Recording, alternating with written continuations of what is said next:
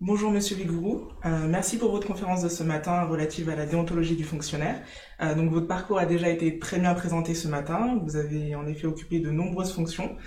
Vous êtes actuellement président adjoint de la section sociale du Conseil d'État, président du conseil d'administration de l'Institut Pasteur également.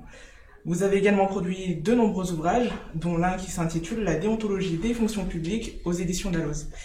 Donc en ce qui concerne le format de l'interview se déclinera sous forme de 3 questions, 3 réponses portant sur la déontologie dans le cadre d'une vidéo qui sera diffusée sur la chaîne YouTube de l'IRA de Lyon.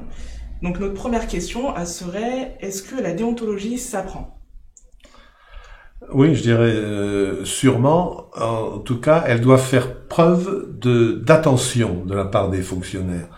Je pense que c'est une bonne attitude de penser qu'on n'a pas la science infuse, comme on dit dans les cours de récréation, et dans la déontologie comme ailleurs. Parce que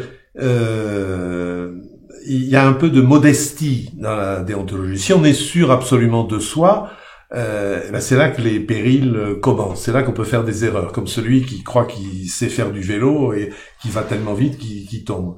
Donc oui, ça s'apprend par de l'attention, de l'observation de collègues autres, de la collégialité, on discute, on se dit comment toi tu ferais devant telle difficulté. Encore faut-il avoir repéré la chose comme une difficulté.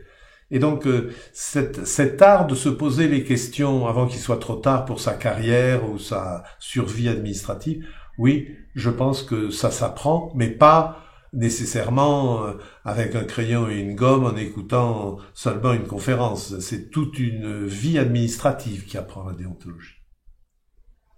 Est-ce que vous pensez que c'est un des effets de ces apprentissages qui a poussé le législateur à compléter le 6 août 2019 la loi de 2016 par des nouvelles dispositions relatives à la déontologie?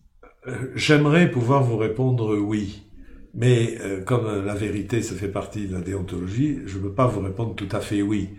Quand on regarde l'histoire du souci déontologique et des codes de déontologie, des documents et des apprentissages organisés de la déontologie, on s'aperçoit souvent, dans beaucoup d'administrations, que ça s'est fait à la suite d'un sinistre. C'est-à-dire quand il y a eu un pépin, on s'est aperçu qu'il y avait un fonctionnaire corrompu, on s'est aperçu qu'il y avait un fonctionnaire qui était pris dans un réseau de conflits d'intérêts qui n'avait pas déclaré et qui servait de maître à la fois, l'administration et ses propres intérêts. Et c'est à partir de ce sinistre, de ce pépin, que, un peu comme un pompier qui vient éteindre le feu, on est passé à la déontologie. Mais une fois qu'on a dit ça, là, je pense vraiment qu'il y a une attente de la société maintenant qui veut croire que ces fonctionnaires apprennent la déontologie et sont attentifs à la déontologie.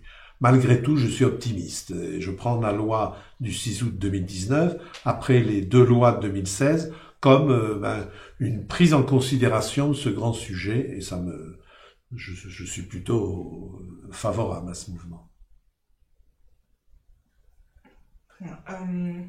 En tant que futur attaché et peut-être également référent déontologue, est-ce que vous avez des conseils à nous prodiguer sur des points de vigilance qui devraient attirer notre attention?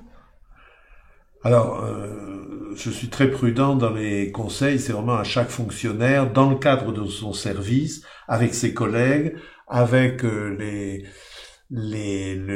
directeur, il y a une responsabilité hiérarchique importante, l'exemplarité du chef, que ça se fait. Mais étant moi-même référent déontologue, je pense qu'il y a déjà quelque chose de très intelligent qui a été mis dans la loi, ça se faisait déjà avant, c'est ce que la loi de 2016, dite Sapin, appelle la cartographie des risques.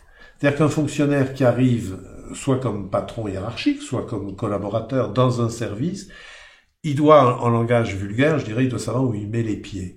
Il doit savoir où sont les risques les plus grands qu'il va affronter. Est-ce qu'il y a un endroit où la corruption est souvent tentatrice? Est-ce qu'il y a des endroits où les fonctionnaires ont pris l'habitude de ne rien faire?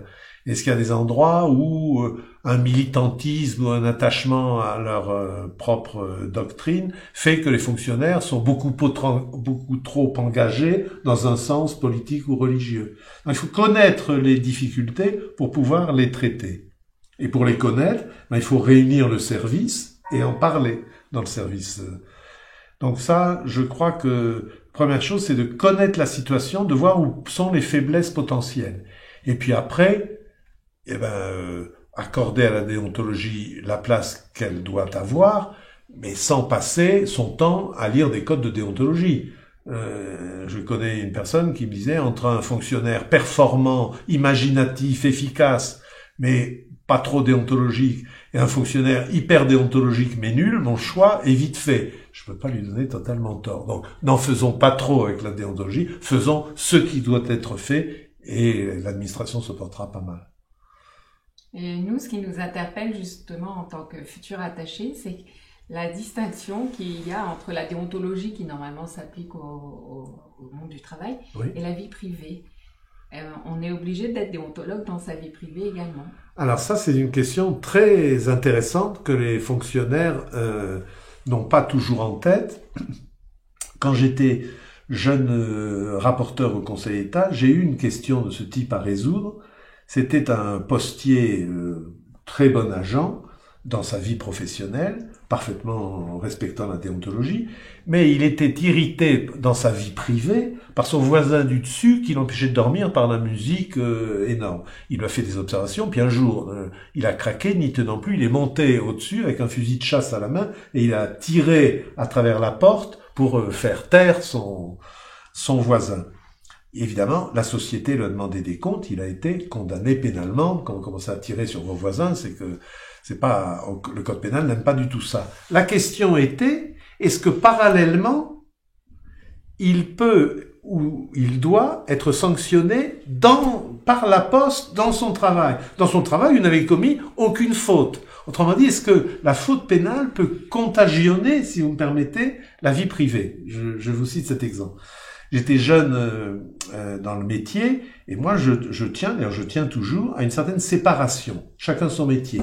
Quand on fait dans la vie privée une faute, c'est au pénal, à la société de demander des comptes. Si on fait une faute dans l'administration, c'est à la hiérarchie disciplinaire, mais pas les deux. Donc j'avais conclu, ce monsieur, il a payé ce qu'il devait payer au pénal, il ne peut pas être rendu disciplinaire. Et je crois que l'unanimité de mes collègues a pris la solution autre que celle que je proposais. Ils ont tous validé la sanction. Sur le thème, et je réponds à votre question, que quelqu'un qui est vraiment totalement hors de toutes les normes dans la vie privée, qui peut dire qu'il ne va pas être un danger dans la vie administrative?